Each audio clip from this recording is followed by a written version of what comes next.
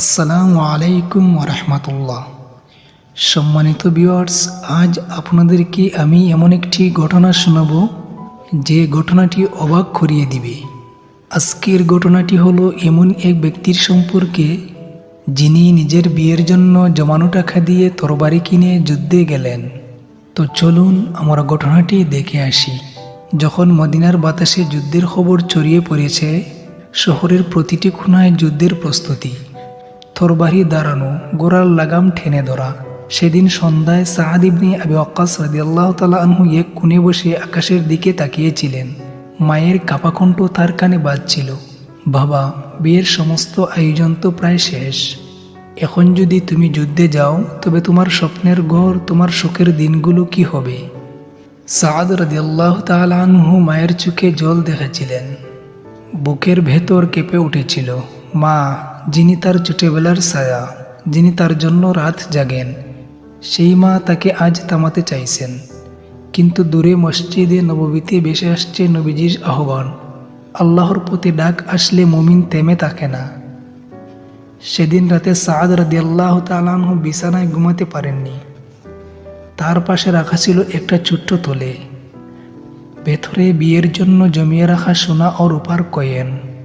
তিনি এগুলো হাতে নিয়ে অনেকক্ষণ ভাবলেন।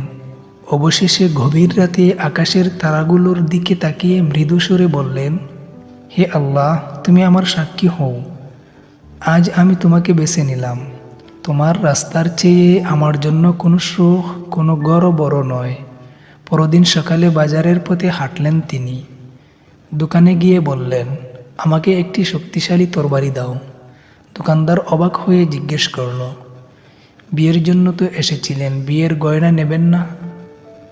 সাআদ রাদিয়াল্লাহু তাআলা আনহু হেসে উত্তর দিলেন, আজ আমার জন্য সবচেয়ে সুন্দর গয়না হলো তরবারি।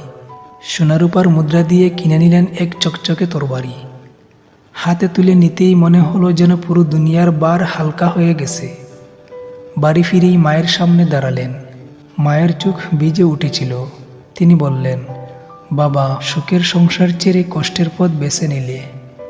সাআদ রাদিয়াল্লাহু তাআলা আনহু মায়ের হাত ধরে বললেন, মা, যদি আমি বেঁচে ফিরি তোমার জন্য ভালোবাসার নতুন একটি জীবন উপহার দেব, আর যদি না ফিরি তবে আল্লাহর কাছে আমাদের মিলন হবে।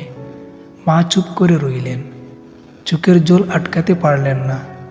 সেদিন বিকালে তরবারি হাতে নবী করিম সাল্লাল্লাহু আলাইহি ওয়াসাল্লামের সামনে দাঁড়ালেন। নবী করিম সাল্লাল্লাহু আলাইহি ওয়াসাল্লাম সাআদ রাদিয়াল্লাহু তাআলা আনহুকে দেখে মৃদু হাসলেন। চোখে ভালোবাসা আর গর্বের দীপ্তি নিয়ে বললেন, আল্লাহ তোমার ত্যাগ কবুল করুন হে সাআদ। সাআদ রাদিয়াল্লাহু তাআলা আনহু সেই তরবারি হাতে যুদ্ধের ময়দানে ঝাঁপিয়ে পড়লেন। তরবারির জলখানিতে শত্রুদের কাঁপিয়ে দিলেন। প্রতিটি আঘাতে যেন উচ্চারিত হচ্ছিল লা ইলাহা ইল্লাল্লাহ। সাআদ রাদিয়াল্লাহু তাআলা আনহু বেঁচে ফিরেছিলেন বিজয়ীর হাসি আর আল্লাহর সন্তুষ্টি সম্মান নিয়ে।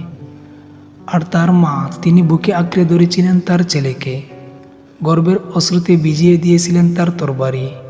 তার এই আত্মত্যাগ এবং আল্লাহর পথে অগ্রাধিকার দেওয়া ইসলামী ইতিহাসে এক মহান দৃষ্টান্ত হয়ে আছে। তো সম্মানিত ভিউয়ার্স, আপনারা এরকম ভিডিও পেতে চ্যানেলটিতে চোখ রাখুন।